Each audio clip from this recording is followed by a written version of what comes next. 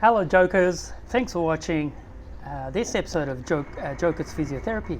So today I just wanted to talk to you about common surgical repair called a total joint replacement of the jaw joint, often done by very specialized doctors who are oromaxillary facial surgeon who specializes in doing this type of surgeries. And I see them mostly post-op. What happens with them is that they improve with their function dramatically post-operatively, obviously because the arthritic joint itself has been rectified by new joint.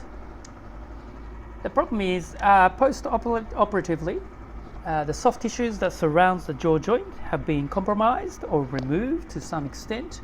Obviously, surgery makes sure that it is minimally damaged. Sometimes post-operatively, it feels numb for quite some time, and considering that the peripheral nerves on average grows 1 millimeter a day, it kind of takes months to a couple of years for full neural sensitivity to return. The other aspect is post-operatively, when it's a total jaw joint replacement. Often people lose sideways motion, which makes them feel like when they're chewing, they are not able to enjoy a full chewing activity of food that they like eating. It's one of the most common complaints post-operatively that they are not able to regain, and when they push to try and regain, they obviously hit the massive hurdle by having too much pain to try to improve and things like that. And when they relay that to the surgeon, they often are told that because of the surgery itself and the new jaw joint they received, unfortunately they will not get the full function back, and that's unfortunate. But obviously pre-operatively that wasn't a problem, and some clients, some patients feel that they feel disappointed that they are not able to regain the lateral motion. Although they are able to open their mouth wide, and the overall outcome is fantastic.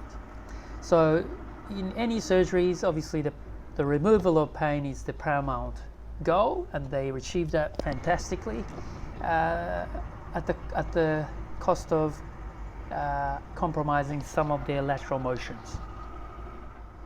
So why would they end up having such a massive issue in the jaw joint? And the jaw joint itself gets basically the cartilages do get worn out to the extent that the bones start to swell and cause inflammation. There are a number of pathologies. Sometimes it's a simple mechanical pathology of disc displacement without reduction, meaning the jaw joint disc moving out and staying out, and that's causing the condyle, which is the lower part of the jaw joint, rubbing against the top part of the jaw joint, wearing down the cartilages quicker. In addition, that could be caused, why did the disc move out? Maybe the initial problem may have been that the common ones are having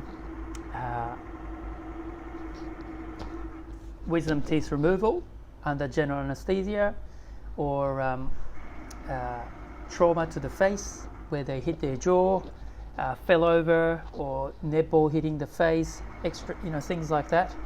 Other things are some pathologies which may be in addition to what I explained, the mechanical reason for the disc to move out, and it can be related to some certain hormones such as thyroid hormone. Therefore, female may be more obviously affected by it. So hypothyroid, Hashimoto's disease, is one of the things that I've mentioned in the last other YouTube that I have done. Please refer to that one as well, which can set up an inflammatory reaction within the jaw joint. Hyperthyroid is also a problem, but it's less so. But it can, so these hormonal issues can set off repetitive inflammatory reaction selectively to jaw joint somehow. The thyroid is close to the jaw joint itself. I don't know any other physiological explanation for it. There may exist, but up to my research, as far as my research is concerned, of the literatures available, there doesn't seem to be a clear reason for it. But we know it does affect the jaw joint. Other ones are the temporomandibular joint ankylosis, where the lower jaw joint gets stuck to the top part of the jaw joint, and it basically, ankylosis means it gets adhered to it and gets stuck and becomes a bony union or a fibrous union, where it should be freely moving, the jaw joint itself, but it gets stuck and it becomes bony union or fibrous union, as I said.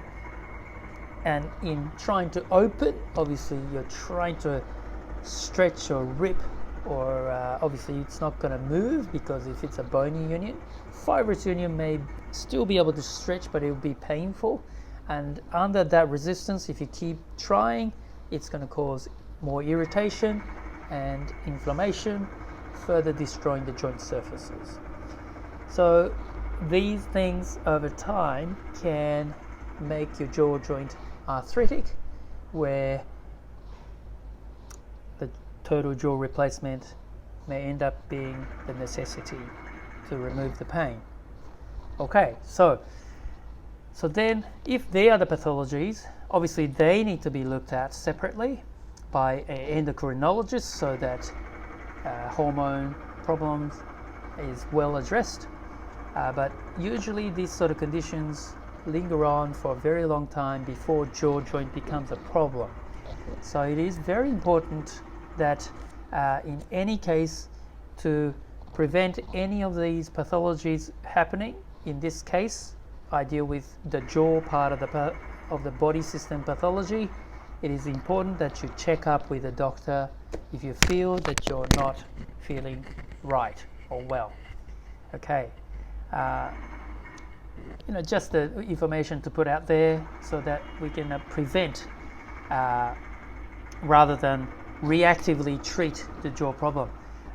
Information that's available is a lot more powerful when it's used properly.